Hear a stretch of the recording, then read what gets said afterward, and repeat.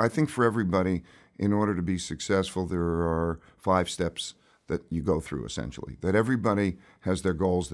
What is their goal and the passion? So you have goals. And then what happens is you're going after your goals and you encounter your problems.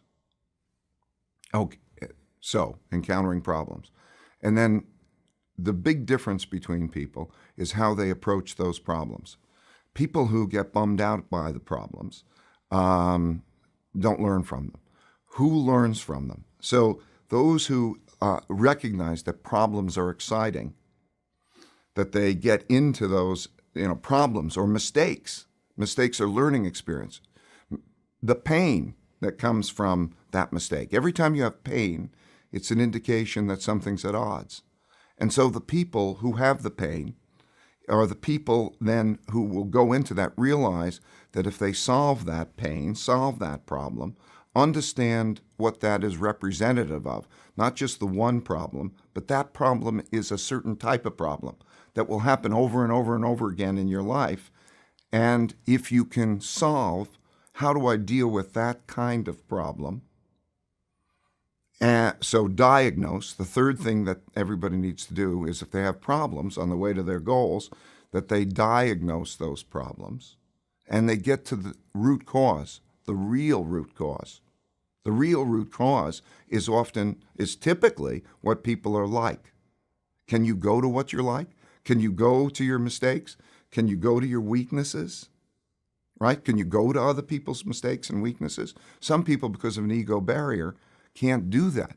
And so if they don't recognize their own mistakes, their own weaknesses, or others' mistakes and weaknesses, what the root cause being what they're like because of ego barriers, if they can't go there, they're going to repeat those mistakes. They're going to have them over and over again. So it's the process essentially of saying at that stage, what am I like? Everybody has strengths and everybody has weaknesses. The weaknesses are the other side of the strengths. So let's say if you're a right-brained, creative person, you may not be reliable because just the way you think necessitates you to think a certain way. That means you can't think in another way. That means you're going to keep bumping into that thing that's standing in your way. But unless you can embrace, I'm not reliable, right, and deal with it, you won't get around it. It's still going to continue to be a barrier, right? So the diagnosis to the root cause is important.